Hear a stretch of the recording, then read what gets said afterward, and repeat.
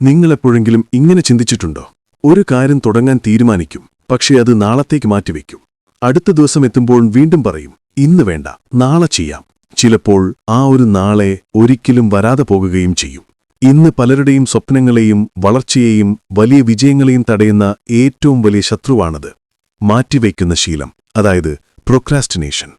നിങ്ങൾക്കറിയാമോ, ഈ ശീലം എന്തുകൊണ്ടാണ് നമ്മളിൽ ഉണ്ടാകുന്നത്? ഇത് നമ്മുടെ മടി കാരണമാണോ, അതോ നമ്മുടെ സമയക്കുറവും കൊണ്ടാണോ, അതല്ലെങ്കിൽ നമ്മൾ ശ്രദ്ധയില്ലാത്തവരായതുകൊണ്ടാണോ? ഈ വിഷയത്തെക്കുറിച്ച് ആഴത്തിൽ പഠിക്കുകയും ഈ ശീലത്തിന് എങ്ങനെ ഒരു പൂർണ്ണവിരാമമിടാമെന്ന് ലളിതമായി പഠിപ്പിക്കുകയും ചെയ്യുന്ന ഒരു അത്ഭുതകരമായ പുസ്തകമുണ്ട്. ലൈബ്രറി മൈൻഡ്സെറ്റ് എന്ന സോഷ്യൽ മീഡിയ പ്ലാറ്റ്ഫോം പുറത്തിറക്കിയ ദ ആർട്ട് ഓഫ് ലേസിനെസ്. ഇന്നീ വീഡിയോയിൽ ഈ പുസ്തകത്തിൽ നിന്നുള്ള അമൂല്യമായ പാഠങ്ങൾ ഞാൻ നിങ്ങൾക്ക് പറഞ്ഞുതരാൻ പോകുകയാണ്. നമ്മൾ മാറ്റിവയ്ക്കുന്നതിന്റെ 7 പ്രധാന കാരണങ്ങളും അതിൽ നിന്ന് പുറത്തുവരാനുള്ള 4 പ്രായോഗിക ടെക്നിക്കുകളുമാണ് നമ്മൾ ഇന്ന് നോക്കാൻ പോകുന്നത്. പ്രിയപ്പെട്ട സുഹൃത്തുക്കളെ, പൊതുവായി ഈ ലോകത്തിൽ 3 തരം മനുഷ്യരുണ്ട്. അവരിൽ നിങ്ങൾ ഏത് വിഭാഗത്തിലാണ് എന്ന് ഈ നിമിഷം നിങ്ങൾ സ്വയം വിലയിരുത്തണം. 1. തുടങ്ങാത്തവർ, അതായത് ദ സ്റ്റാർട്ടേഴ്സ്.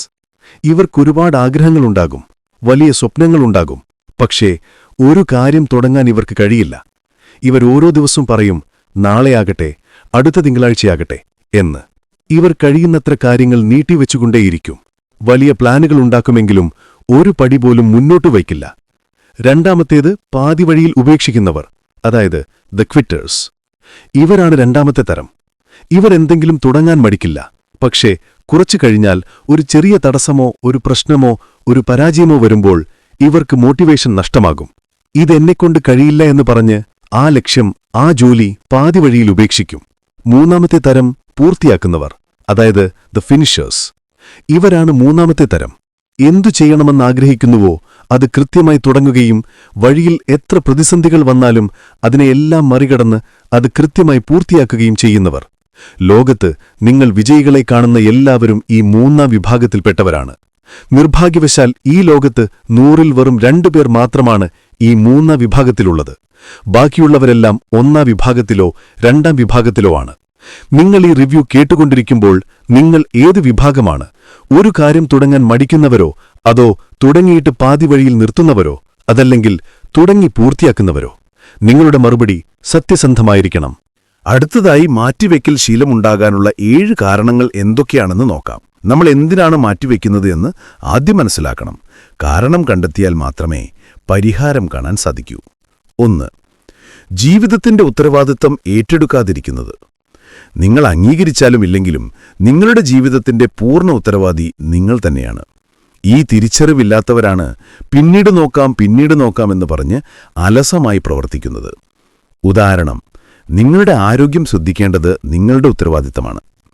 നാളെ വ്യായാമം ചെയ്യാമെന്ന് പറഞ്ഞ് ദിവസങ്ങൾ നീട്ടി അവസാനം എന്തെങ്കിലും അസുഖം വരുമ്പോഴാണ് എന്റെ ഉത്തരവാദിത്തം ഞാൻ നിറവേറ്റിയില്ലല്ലോ എന്ന് തോന്നുക.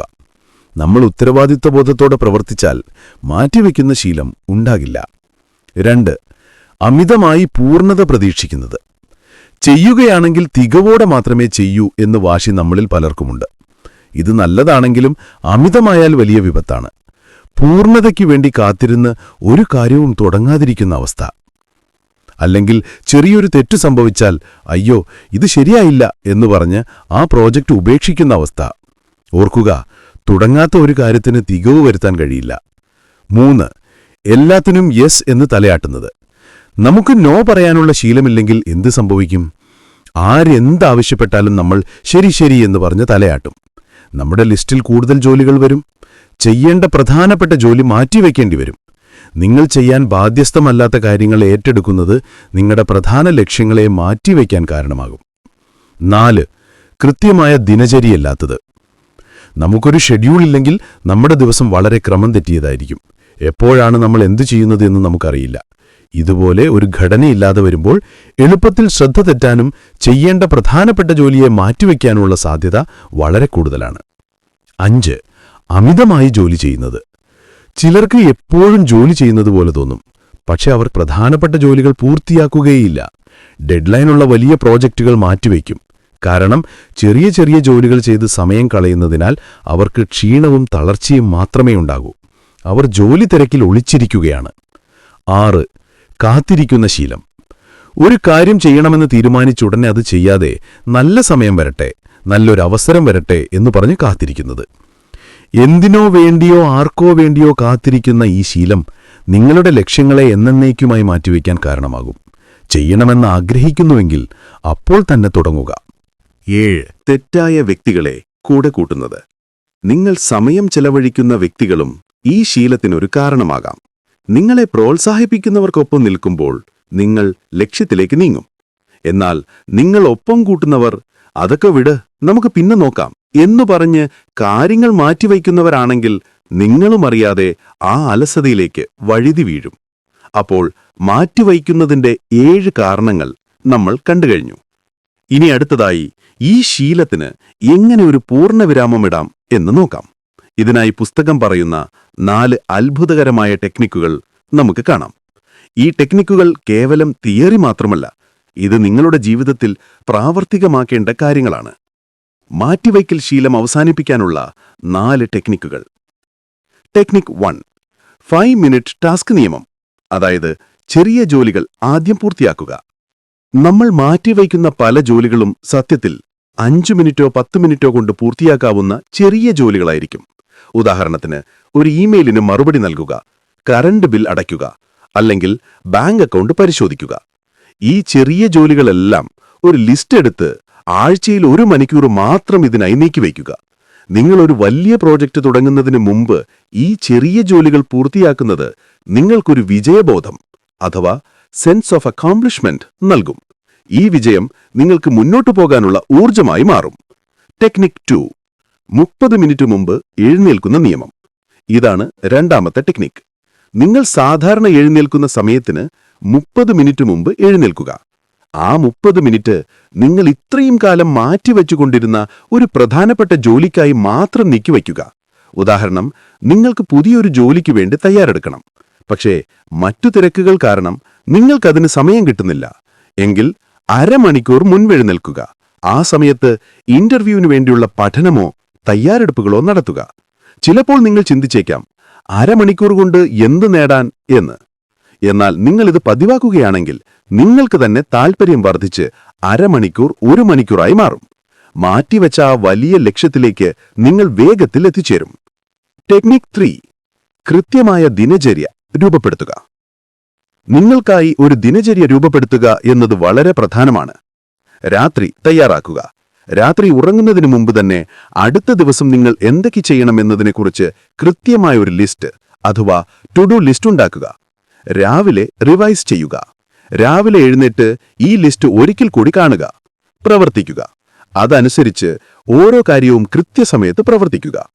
ഈ രീതിയിൽ ഒരു ദിനചര്യയ്ക്ക് അനുസരിച്ച് പ്രവർത്തിക്കുന്നത് നിങ്ങളുടെ മസ്തിഷ്കത്തിന് ഒരു ഘടന നൽകും. എന്നുവെച്ചാൽ മാറ്റിവയ്ക്കുന്ന ശീലമില്ലാതാക്കുകയും ചെയ്യും. ടെക്നിക് 4, വ്യക്തിപരമായ സമയവും കുടുംബസമയവും. പലരും പ്രൊഫഷണൽ ജോലികൾ മാറ്റിവയ്ക്കാതെ ചെയ്യും. പക്ഷേ വ്യക്തിപരമായ ജോലികൾ, അതായത് ആരോഗ്യം, കുടുംബം, ഇത് മാറ്റിവെച്ചുകൊണ്ടേയിരിക്കും. നിങ്ങൾ നിങ്ങളുടെ തൊഴിലിൽ മികച്ച വ്യക്തിയാകാൻ ശ്രമിക്കുമ്പോൾ തന്നെ നിങ്ങളുടെ കുടുംബത്തിനും നിങ്ങൾക്കും വേണ്ടി ഒരു സമയം നീക്കിവെക്കണം. ഇതൊരു 5 മിനിറ്റോ 10 മിനിറ്റോ ആകാം. പക്ഷേ തീർച്ചയായും ഒരു സമയം നീക്കിവെച്ചേ തീരൂ. വ്യക്തിപരവും പ്രൊഫഷണലുമായ കാര്യങ്ങൾ സന്തുലിതമാക്കാതെ ഒരാൾക്ക് സമാധാനപരമായ ഒരു ജീവിതം നയിക്കാൻ കഴിയില്ല. അതിനാൽ ജോലിത്തിരക്ക് ഒരു കാരണം പറഞ്ഞ് കുടുംബപരമായ കാര്യങ്ങൾ മാറ്റിവയ്ക്കാതെ അവർക്കായി ഒരു സമയം നീക്കിവെച്ച് ആ ഉത്തരവാദിത്തങ്ങളും പൂർത്തിയാക്കുക. പ്രിയ സുഹൃത്തുക്കളെ, മാറ്റിവയ്ക്കുന്ന ശീലത്തെ മറികടക്കാൻ സഹായിക്കുന്ന 4 ശക്തമായ ടെക്നിക്കുകൾ ഒരിക്കൽ കൂടി ഞാൻ ചുരുക്കി പറയാം. ചെറിയ ജോലികൾ, അതായത് ഏറ്റവും ചെറിയ കാര്യങ്ങൾ ആദ്യം ചെയ്തു തീർത്ത് വിജയബോധം നേടുക. 30 മിനിറ്റ് നിയമം. എല്ലാ ദിവസവും 30 മിനിറ്റ് നേരത്തെ എഴുന്നേറ്റ് ഏറ്റവും പ്രധാനപ്പെട്ട ജോലി ചെയ്യുക. റുട്ടീൻ. കൃത്യമായ ഒരു ദിനചര്യ രൂപപ്പെടുത്തി തലേ ദിവസം തന്നെ കാര്യങ്ങൾ പ്ലാൻ ചെയ്യുക. വ്യക്തിപരമായ സമയം. കുടുംബത്തിനും നിങ്ങൾക്കും വേണ്ടി നിർബന്ധമായും ഒരു സമയം നീക്കിവയ്ക്കുക. മാറ്റിവയ്ക്കൽ എന്നത് മടിയല്ല, മറിച്ചത് നമ്മുടെ ഭയമാണ്. ആരംഭിക്കാനുള്ള ഭയം, പരാജയപ്പെടാനുള്ള ഭയം, അപൂർണതയെക്കുറിച്ചുള്ള ഭയം. ഇന്ന് ഈ നിമിഷം മുതൽ നിങ്ങൾ ഭയത്തെ മാറ്റി നിർത്തി പ്രവർത്തിക്കാൻ തുടങ്ങുക. മാറ്റിവെച്ച ആ സ്വപ്നത്തിലേക്ക്, ആ ലക്ഷ്യത്തിലേക്ക് നിങ്ങൾ മുന്നോട്ടു പോകുമെന്ന് ഞാൻ വിശ്വസിക്കുന്നു. ഈ വീഡിയോ നിങ്ങൾക്ക് സഹായകമായെങ്കിൽ മറ്റുള്ളവരിലേക്ക് ഷെയർ ചെയ്യുക. നന്ദി, നമസ്കാരം.